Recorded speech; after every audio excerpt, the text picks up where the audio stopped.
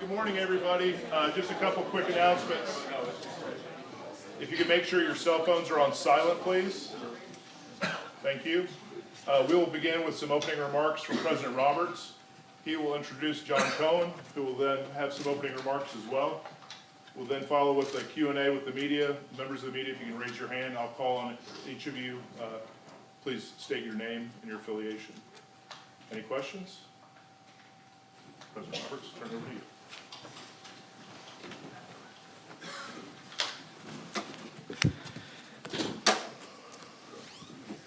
War Eagle. Well, you good? Okay. Thrilled to be with you here today, and I'd like to thank you all for attending what I believe is an exciting day in the life of Auburn University and Auburn athletics. I'd like to express my appreciation to members of our Auburn University administration, our coaches and our athletics staff for being here, and members of the media, of course. I'd also like to make a special recognition. I'd like to thank Rich McGlynn for his work during this transitional period that we've had here at the university. And I'd also like to give thanks to Turnkey ZRG, the search firm that assisted in this process, for their professionalism through this entire search process for our next athletics director. In looking for someone to serve the role of athletics director here at Auburn University, given the importance of our program, we were looking for somebody with previous experience as an athletics director, especially someone that had experience in a Power 5 athletics director position. Someone with knowledge and understanding of the Southeastern Conference and, frankly, our geographic footprint and what it brings to bear in terms of our future success. We were also looking for a person with success as an athletics director in all areas, athletically, academically, in terms of facilities enhancements, as well as compliance. And lastly, we were looking for a candidate that came highly recommended both as a professional and as a person. I am thrilled to tell you today that we are presenting to you John Cohen as the next athletics director at Auburn University. Tracy and I are in particular thrilled to have both Nell and John with us here today. Thank you very much for being at the press conference, Nell. John has over 20 years of experience as a coach, administrator, and athletics director in the Southeastern Conference with stops at 4 schools in our league: Missouri, Florida, Kentucky, and Mississippi State. John's led programs to conference championships as well as a coach and as an administrator, and he led Mississippi State to its first ever national championship in any sport. John's incredibly intelligent. I'd like to stress that again. In my conversations with John, it's abundantly clear that John is extremely intelligent. He's a strong leader. He's highly motivated and very competitive. And on top of that, he's got a wonderful vision. John's well respected by his peers within the SEC, both nationally, within the SEC and nationally, as demonstrated by him serving as the chair of the NCAA Division I Baseball Committee. These are just a few examples of the many reasons that it became abundantly clear that John Cohen was the right choice as we went through this process. So at this time, I'd like to introduce the 16th Athletics Director at Auburn University, John Cohen.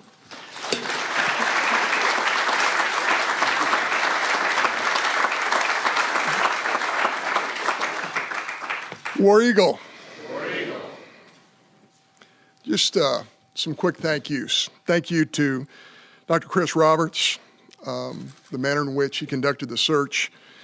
I don't think Auburn could possibly be in better hands. And I want to thank the entire Auburn family for being so welcoming and for providing this opportunity. I want to thank my family. I have a 91-year-old mother, and she informed me once you get to 80, you're allowed to say the age out loud. A 91-year-old mother who's getting used to donning the blue and orange up in Tuscaloosa, Alabama. Want to thank my 3 sisters who helped raise me. My wife, Nell, who's here today. We just celebrated our 30th wedding anniversary in August. And my kids who are probably watching right now, Jordan and Avery, although they probably both ought to be doing their job. They ought to be working right now, so I hope they're working. A special thank you to Dr. Mark Keenum, who will always hold a special place in my heart, who's done a tremendous job at Mississippi State. And I want to thank the Mississippi State family as well. Mississippi State will always be part of my DNA, and I have a deep appreciation for them. So right into this, what is my purpose? What are my goals? What's my mission? First of all, it's to serve the Auburn family and Dr. Chris Roberts. That's issue number one. I want to ensure that every student athlete has a positive and productive experience at Auburn University. That goes way beyond just the experience they're having now. The experience they're having now will propel them to a later experience. And one of my favorite things about being being a coach and an administrator is that 29 or 30-year-old former student athlete coming back and saying, I get it. Thank you for that experience that I had then, because I might not have fully appreciated or understood the experience when I was going through it. My goal is to put Auburn in position, as it has always done, put Auburn in position to win SEC championships and national championships. My goal is to relentlessly promote this wonderful university, Auburn University.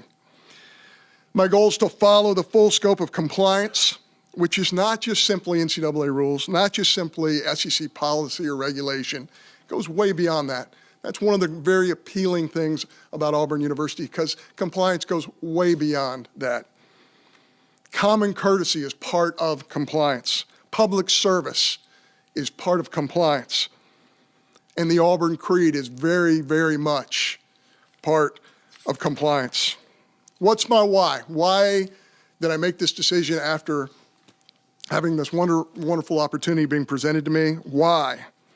Well, a big part of the why is the Auburn tradition, of which there is much. No question about that. Why? Because my belief in Dr. Roberts and this administration, his leadership and his passion for Auburn is incredible. Why? My belief in the current coaches here at Auburn University. I think this is one of the great collection of coaches that exist in the entire country, as well as athletic department personnel. And I want to highlight our new deputy athletic director, Rich McGlynn, who has been a star, not only for me, but for this department, for this university, and quite frankly, the Southeastern Conference. As somebody on the outside who has looked in to Auburn, you cannot just even talk about the success of this place without mentioning Rich McGlynn. The recruiting footprint of Auburn University, of which you're all aware, draw the 350-mile circle around Auburn, Alabama, and you're talking about some of the best student athletes in the entire country.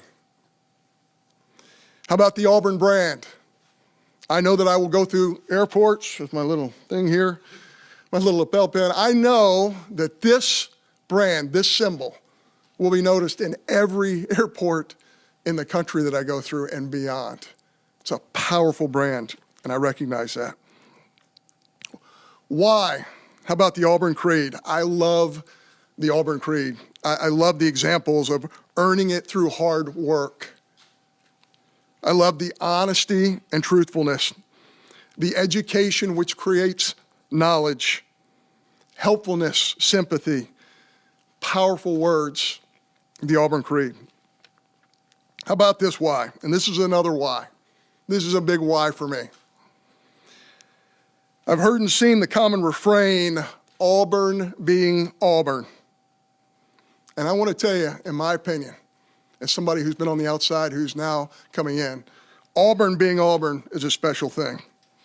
Let me talk a little bit more about that. This is one of the nation's preeminent comprehensive land-grant institutions, a leader in research, technology, and education, and in my opinion, that is Auburn being Auburn. 3 Heisman Trophy winners is Auburn being Auburn. Athletes who forever changed the nature of their own sport, not just here, not just in the SEC, but nationally.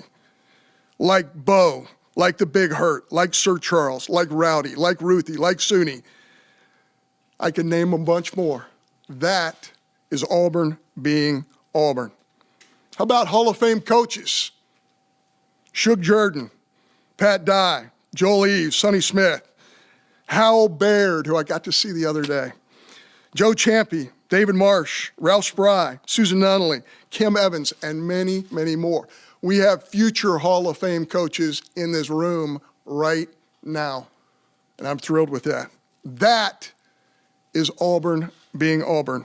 22 national championships, 100 conference championships, almost 100 conference championships, countless individual national champions. That is Auburn being Auburn. The great traditions, the Tiger Walk, the Eagle Flight, Rolling Toomer's Corner, that is Auburn being Auburn. I believe in Auburn and love it. War Eagle. And now with that, if anyone has any questions, I'd be happy to make an attempt to answer them. We'll start in the first row. Brian? John, Brian Stoltz, Auburn Rivals. Have you ever entered a job where there was so much pressure on maybe your first hire as when it comes to the football coach? And jokingly, have you ever shared a hot tub with a football coach? Shared a hot tub with a football coach. Yeah. That's a new one for me. I'm sorry. Not to my knowledge. Hey, I'm not a big pressure guy. I just see opportunity, and Auburn is a land of opportunity. I think we have a great opportunity here, and I think the future is really bright. I'm sorry. Mark, third row. Right. Mark Murphy, Inside Auburn Tigers and 24/7 Sports. Saturday night, I was over at your football stadium that you helped remodel, and I'm very impressed. Have you got some ideas for what can be done to Auburn's facilities, including the baseball park too? Yeah, absolutely. And I've spent a lot of time early on listening. I think that's one of the things about it being a little bit more advanced in my career. 20 years ago, I would have done a lot less listening and a lot more telling or talking. I'm going to listen. I'm going to listen to our coaches. I'm going to listen to our administrators. I'm going to walk around these great facilities that we have, and we're going to do the very best we can to make them elite. We already have elite facilities here at Auburn University, but there's always some improvements. You've heard this expression has been used to death, the arms race in the Southeastern Conference. We're always going to have great facilities, but that means we have to keep up, and we have to keep competing in that space. So we will always work on that. Gonna stay there next to Mark. Bill? Bill Cameron, ESPN 106.7. Mississippi State becoming the cradle of SEC ADs. You're the third seeding SEC AD to come from Mississippi State. Talk about your mentors and just how that's come about. I feel so privileged. Auburn, believe it or not, is the 7th SEC city I've lived in. That's right, Nell, right? I think so. I just feel so privileged. I got to work with Jeremy Foley, one of the all-time greats. I got to work with Mitch Barnhart. Scott Strickland is one of my closest friends. Greg Byrne, gosh, am I allowed to say this? Is a really, really close friend. We talk on a lot of occasions at 6:30 in the morning when I'm trying to run and he's trying to walk. Yes, you take this great information, this great knowledge from other people, and you try and weave your way in this world, and nobody gets here alone.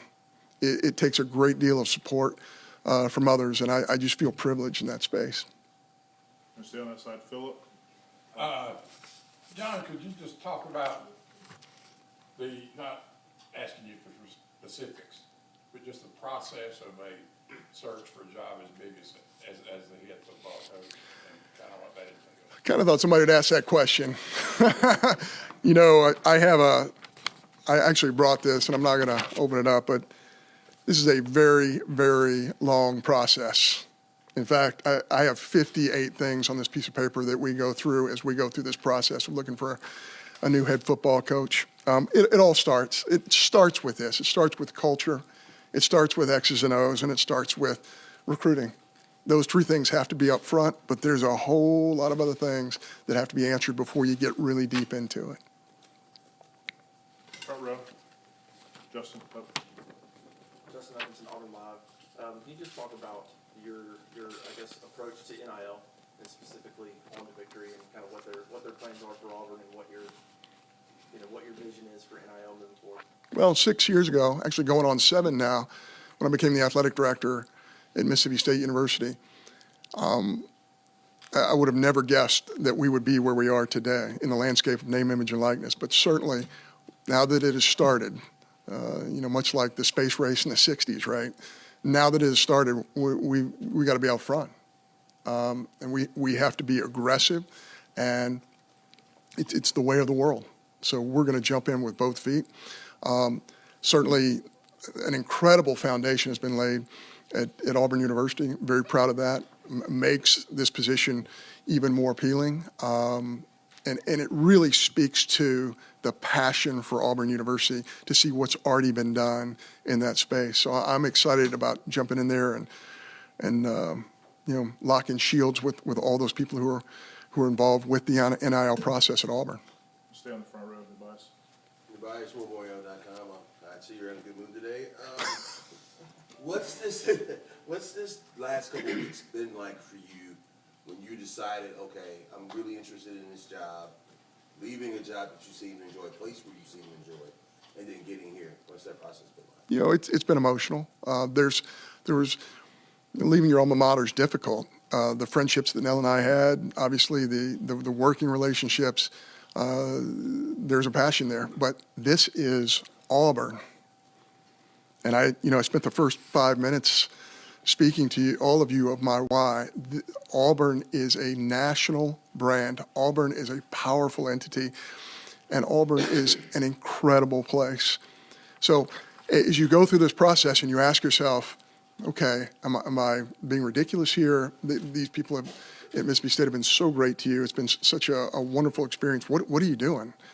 And then you look on the other side and say, Auburn, wow.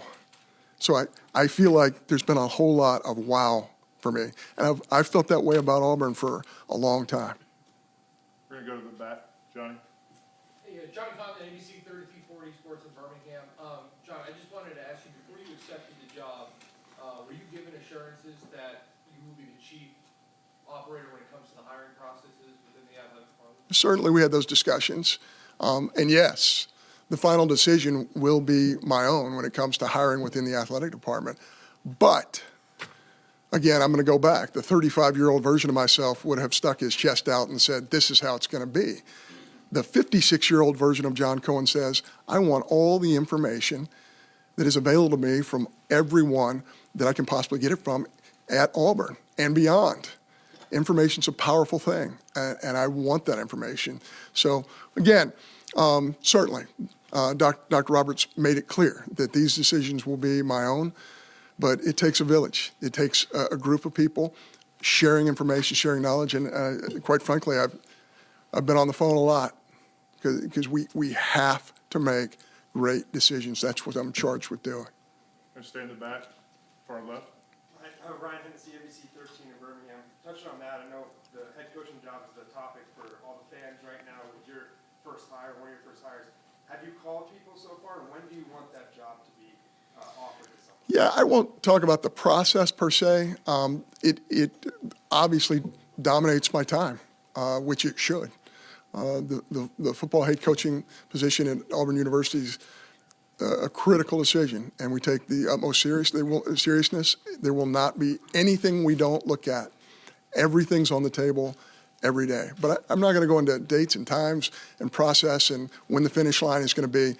We're going to get there when we get there, and we're going to make the right decision for this great institution. We're going to come back down to the front row, far right, John. Yeah, now first off, is that list criteria, or is it to-do list? I gotta call this number of people, I gotta do that. It's actually some of both. It's actually some of both, but a lot of it has to do with characteristics that you're looking for and questions to ask. And what have you learned, because you have hired a couple of football coaches, and they weren't necessarily traditional hires. What have you learned from those processes that kind of help you here? Well, I'm going to drop cliche on you right now, okay? And I'm going to use the F word, fit. And everybody uses it, but it's real. And what is a fit for Mississippi State University is a different fit for Auburn University. And that alters the paradigm. And again, you have to make those considerations. Go second row, Tom. Tom Green, AL.com. I know you don't want to get too much into the process, but do you plan on using a search firm to help with hiring a head coach? We will use a search firm strictly for logistics purposes. Search firms will not give us names.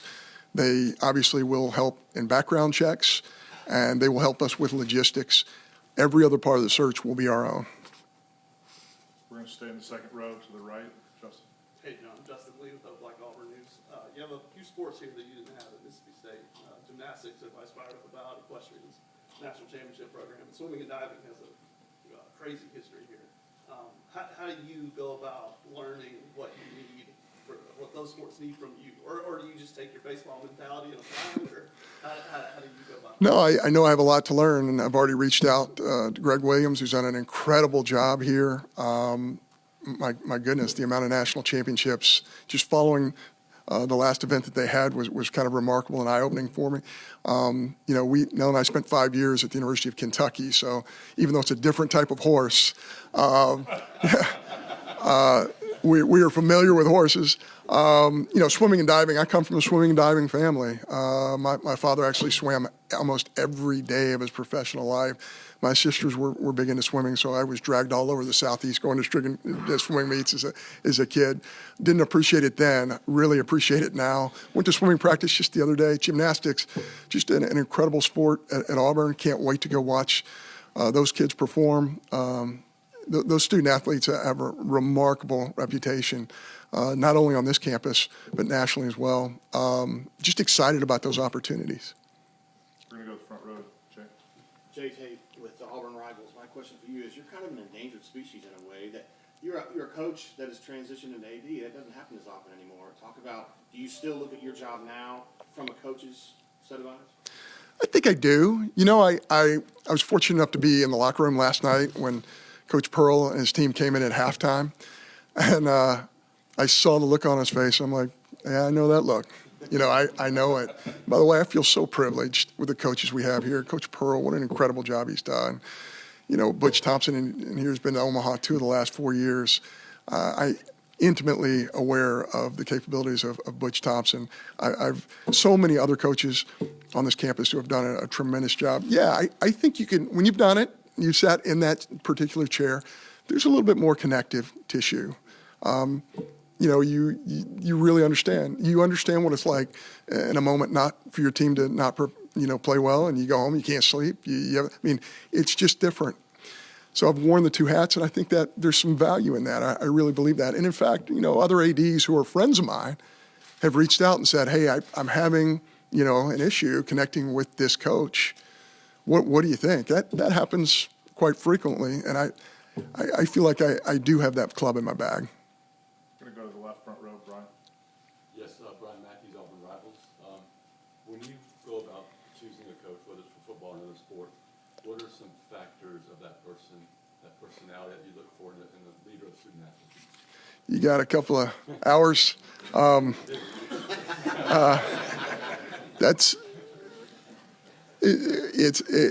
Again, I'm going to use the F word again. It's about fit, and there's not an exact science. There's analytics. There's a little bit of gut feel. There's a lot of factors. I could read you off this list. A lot of this is commonsensical, but a lot of this is really important to me as I've been through the hiring process several times. Front row to the right, Jason. Jason Caldwell, Auburn 247.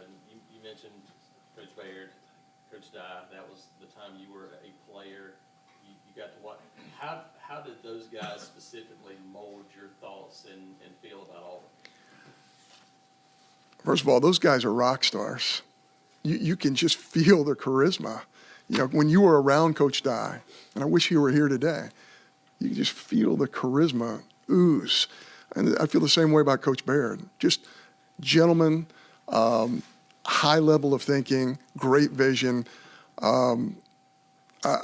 Just in awe of those guys. And I've had a couple of conversations with Coach Baird already. And by the way, I think Coach Baird's one of 4 SEC athletic directors. He was the athletic director here for a little while, who has a baseball background in coaching in this league. So, yeah, just part of the fabric and the tradition of Auburn, and I truly respect that. We're going to take two follow-ups, Nubias and then Mark. You mentioned the relationship with Greg and growing up in Tuscaloosa. Were you a Bama fan? And the other thing is, tell me about a young Butch Thompson. A young Butch Thompson. Younger Butch Thompson. Less grace. You know, I would never have a beard because I can't grow one. And if I grew one, I'm scared to death it would be totally gray, so I don't do that. But Butch he really pulls that off. He looks, I mean, it's a high level of sophistication there. Kind of an Ernest Hemingway type look. I love Butch. I respect Butch. He does it the right way. I was the head coach at Mississippi State, but I learned so much from that guy. Our 8 years together is unbelievable. His wife, Robin, who's here today, is an absolute star. Just so privileged to be part of that. Growing up in Tuscaloosa, yeah. I mean, I remember the buses rolling in front of our house to go to Birmingham to play football games, and the neighborhood would go out and do the Shakers. That's all part of your childhood. But I can tell you this, when you talk about the star power that Auburn has always had, even growing up in that town, boy, it was sure fun to watch that and to recognize that. Just really, really cool. And listen, I'm not going to run away from this. I think this is the best rivalry in college athletics, Auburn and Alabama. And I can't wait to compete with that school up there in Tuscaloosa. Far right, third row, Mark. You've been athletic director for a while now, and you've seen a lot of change recently. What's going to be the biggest challenge for athletic directors across the Southeastern Conference and other Power 5 conferences in the next couple of years?